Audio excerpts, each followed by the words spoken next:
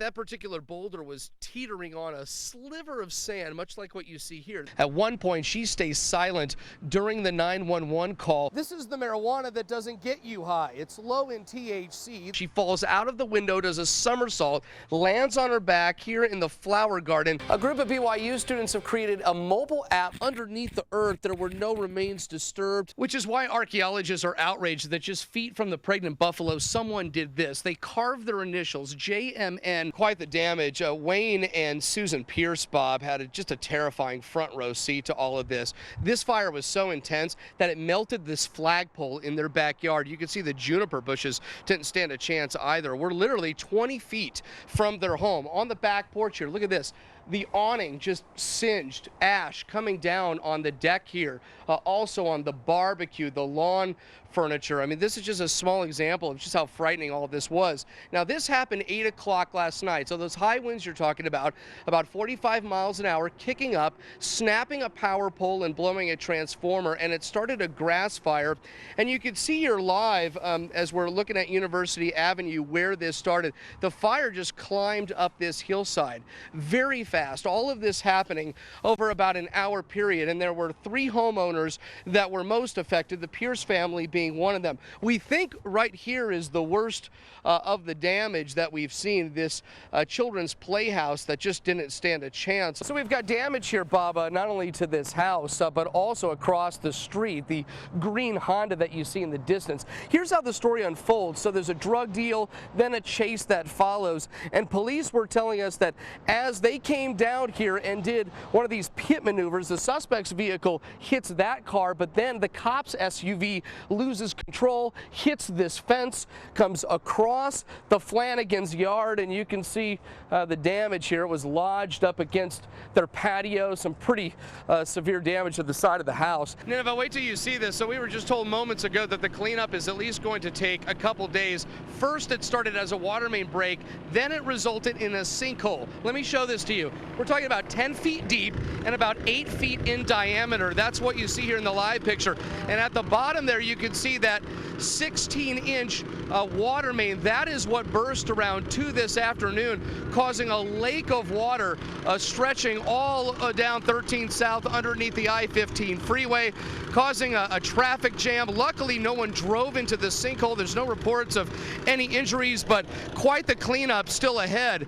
And so as this happened around 2 this afternoon, there were cars that were driving through about 3 feet of water. Today's funeral culminated with a procession that stretched from West Valley City to Draper. And then an emotional burial service in Sandy. Fox 13's Gene Kennedy has been covering it all day. He joins us live in studio with a wrap-up on this. Hi, Gene. Hi there, Nineveh and Bob. Well, by the time it ended, there wasn't a dry eye at Larkin Sunset Garden Cemetery, and what truly touched the family, all the support they witnessed on the way to the cemetery, and then hearing a police dispatcher call for Sergeant Johnson one last time. As fellow officers led Draper Sergeant Derek Johnson to his final resting place. I could not ask for a better tribute to my brother. Held by the brotherhood he held dear. I will be eternally grateful. Hundreds watched as flags were presented to Johnson's family, including his wife and 6-year-old son. His dad was a hero. He was a true hero, and I can't imagine what he's going through. Then the moment that brought everyone to tears. It always hits me hard. The dispatcher's last call. Draper, Sierra 8. For them to call Derek and waiting for him to respond, and it doesn't happen. Last time you know that you'll ever hear his call number on the radio, so it's very emotional for police officers. Draper 8, Sergeant Derek Johnson. We thank you for your dedication, loyalty, and service to the citizens of Draper, Utah, and the United States. All those you served will remember you. Your sacrifice will not be forgotten. Rest in peace. Draper 8, 1042 forever. End of watch. Family and friends not only touched by the burial service, but the procession to the cemetery. It made us feel incredible. The first car arrived in Draper as the last car left West Valley's Maverick Center. You can see how loved Sergeant Johnson was among the community. And it represented everything about Derek Johnson. Derek Johnson served the community, and the community was here for him today.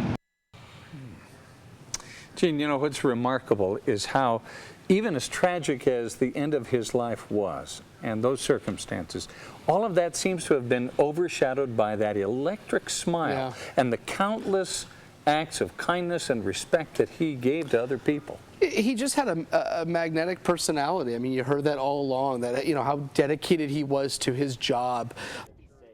For generations of trained enthusiasts, this is a once-in-a-lifetime sort of thing. what are you hoping to see?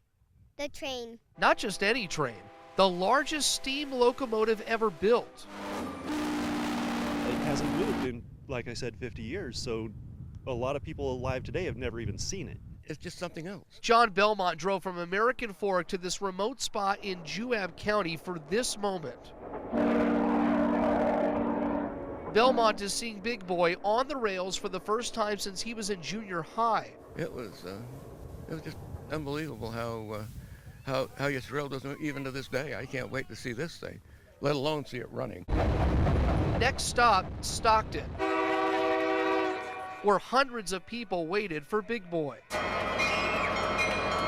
The vintage Giant made its way next to State Road 36. It's behind schedule, but the Rance family from Layton doesn't care. They just want a glimpse. I just love the look, the feel, just the awesomeness of it. You get to see something that is in the past coming to life today that doesn't happen often.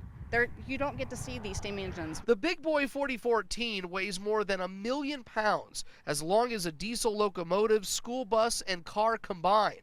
Fox 13 toured the cab. Pull the whistle right there. Okay. Yeah, give her a little toot. There you go. Cool. Yeah. And here's where the coal would be put in? That's where the coal goes in there.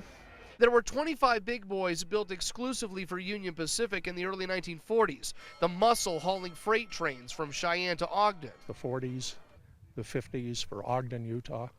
You'll see that it was a steam capital, and that's where these engines lived. For the last 50 years, this big beauty sat in a museum at the Los Angeles County Fairgrounds. Now it's headed home to Cheyenne for restoration. In 5 years, the Big Boy will ride the rails once again, and you'll be able to ride it too. All aboard? Once it starts running again, you gonna go for a ride? I sure am.